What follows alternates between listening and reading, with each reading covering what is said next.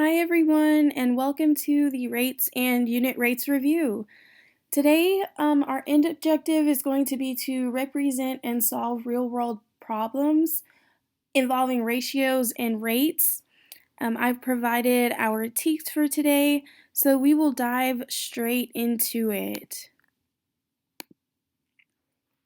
So a rate is a ratio that compares two quantities measured in different units, and a unit rate is a rate whose denominator is 1. So you know some of the most important ratios we can see involve rates. Finding rates, how one thing changes in terms of another thing changing, occurs around us all the time. So let's take a look at an example where we can see our rates occurring in our everyday lives. On a trip, Gavin drove 300 miles and used 15 gallons of gas. The question is, how many miles did he travel per gallon? So per gallon. That is the cue to my ear that we are looking for a particular rate, a particular ratio. So per gallon. We are looking for miles per gallon. Miles per gallon. What we want to do is find out how many miles he traveled per gallon.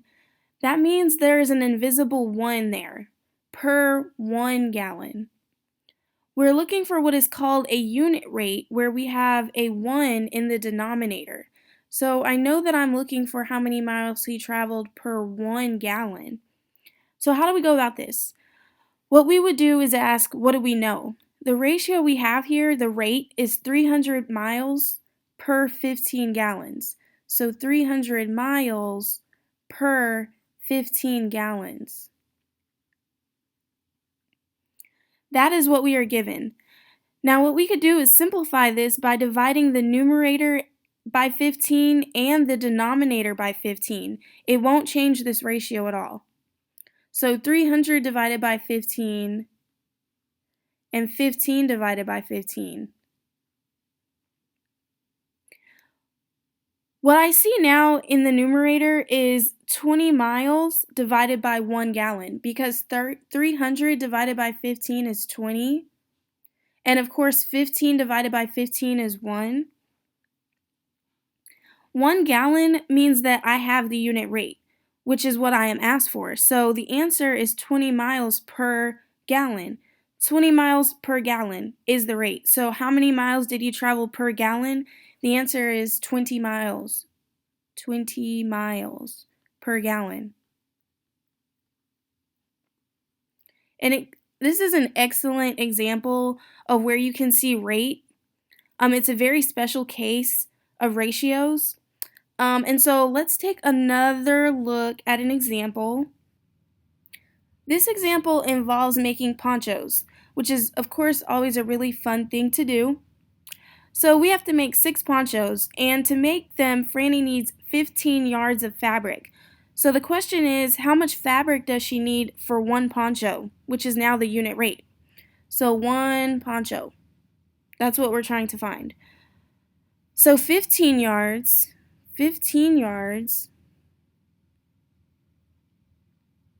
we know we'll make 6 ponchos.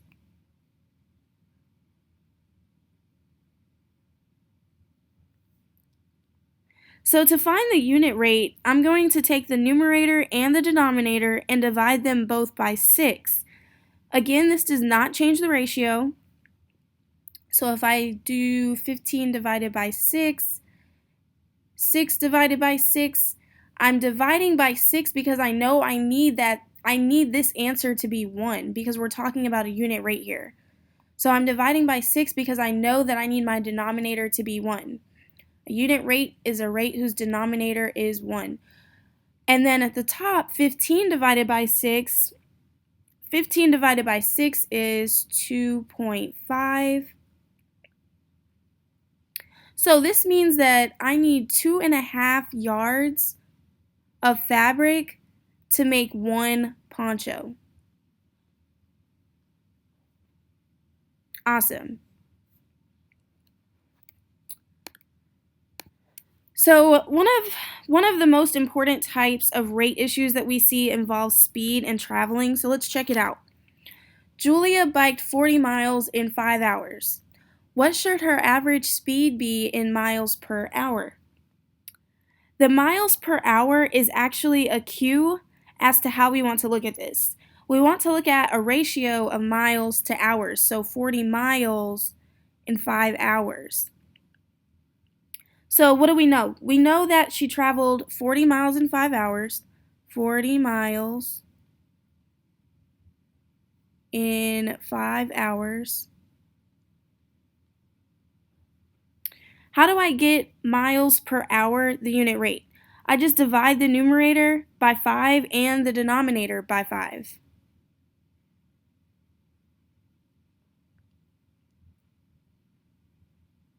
Forty divided by 5 we know is 8. 5 divided by 5 is 1. So again, it doesn't change the ratio, but by dividing by 5, as long as we're dividing by the same number. In the numerator, I see 8 miles, and in the denominator, I see 1 hour. 8 miles per hour. So that gives us the speed. So in speed, we're talking about miles per hour. Good job, good job. Okay, so let's take a look at an application. Claire is a member of a book club at a bookstore. The store offers 3 book deals for members. Which deal is the best buy? She can get, or you can buy 3 books for $19.35. You can buy 5 books for $32.25, or you can buy 7 books for $38.50. So the question is, which deal is the best buy? One scenario is that we can get, or since this is a real world question, Claire can buy 3 books for $19.35, which sounds like a pretty good deal. Or she can elect to get 5 books, now we're talking, for a mere $32.25. Okay, but don't order yet, because in fact we can buy 7 books for a mere $38.50. So the question is, which one of these is actually the better deal? So here's how we do it. We can actually find the appropriate ratios, so we can compare the cost to books. And what we find is the value of each book. So in the first deal, we see we have $19.35.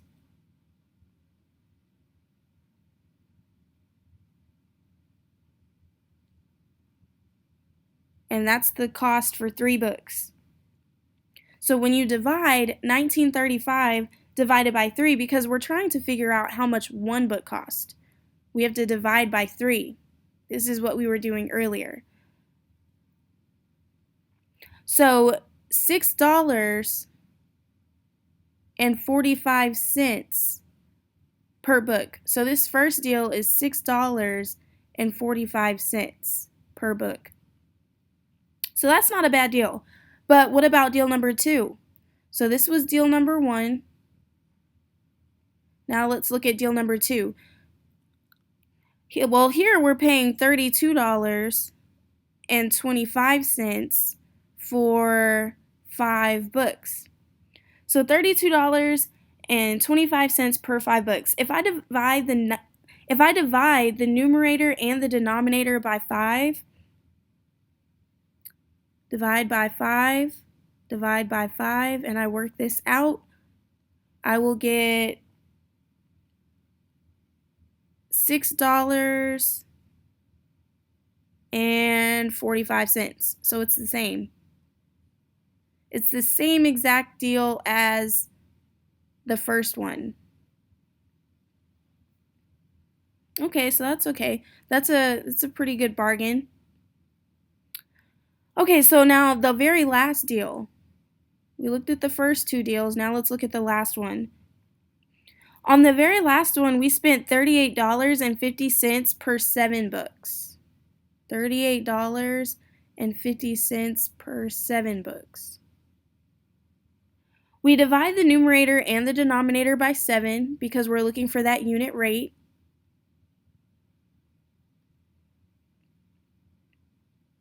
And what we see here is $5.50 for one book because $38.50 divided by 7 is 550.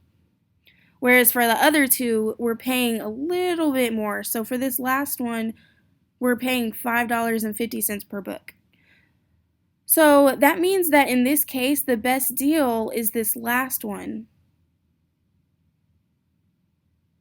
because the book is only costing us $5.50 each. So you can see the power of looking at rates and the power of looking at ratios. We can see which is the best deal.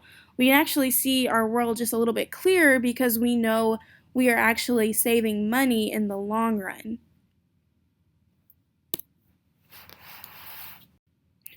So for the remainder of this review lesson, I would involve the following. After completing that exercise or that lesson that I just reviewed, I would break students up into 3 groups. The first group, students would complete additional exercise with me, and then we would complete 4 low to mid-level practice problems together. The second group would complete 4 mid-level practice problems with each other, and then they would check with me after completing one problem, and then they would check with me again after completing their last problem. And then the third group that I would involve would complete 4 high-level practice problems with each other, and they would check their answers with me after completing all of the problems. So after completing problem number 4. So in this first group, students will complete additional exercises with me and then 4 low to mid-level practice problems with me too.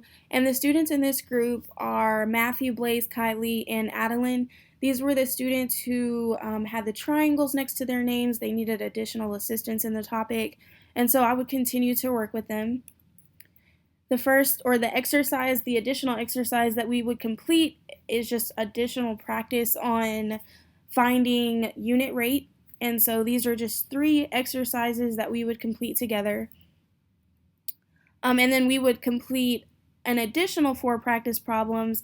As you can see here, the difference is we're kind of reviewing on vocabulary so that students have a better understanding of what it is they're looking for when they see those application type problems. And so this group 1 would be the lower group, and our target would be understanding vocabulary and just the basic concepts of unit rates. Group 2 would have to be split into 3 different groups because there were a lot of students. And so as you can see, there's a mix of the low to mid-level students here. Each group has a mixture of low and mid, and so they have mid-level practice problems, and they will be checking in with the instructor after problem number 1 and again after problem number 4.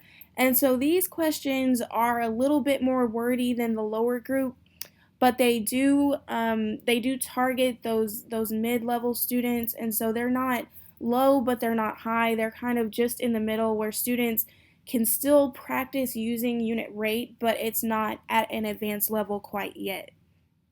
And so as I mentioned, after this first problem, this is the longest word problem, they would check in with me, and then they would check in with me again after completing the last problem. So group 3, these are students they're all high, and in previous experiences working with students who were low, mid, and high, I realized that when you place high students with low students, sometimes you get the high students completing all of the work and the low students kind of just allowing that to happen. They're not participating. And so in this specific review session, I would target the highs with the highs, and then the mid and low with each other, and then the very low or at risk with myself. This allows the high students to work at a faster pace with one another, and it also allows those lower students to actually participate. And so the high students have all been grouped together. Again, they're in 2 separate groups because there were a lot of students. So as you can see, the students in group 3 will have 4 high-level practice problems, and they will practice these with one another. They will take turns, and they will interact with each other. So their questions are a little bit more challenging in the fact that they are once again being asked to compare different rates. In the first question, they're actually being asked to convert their answer to hours and minutes if applicable. And so these are some of those higher order thinking questions for students who are at that advanced level, just to give them additional practice without having to wait for the instructor to answer or to assist them, since they are capable, or if they are capable of working at a speed or a pace on their own where they're able to answer these, then I would definitely allow them to work together to answer these questions. And that is how I would end my session.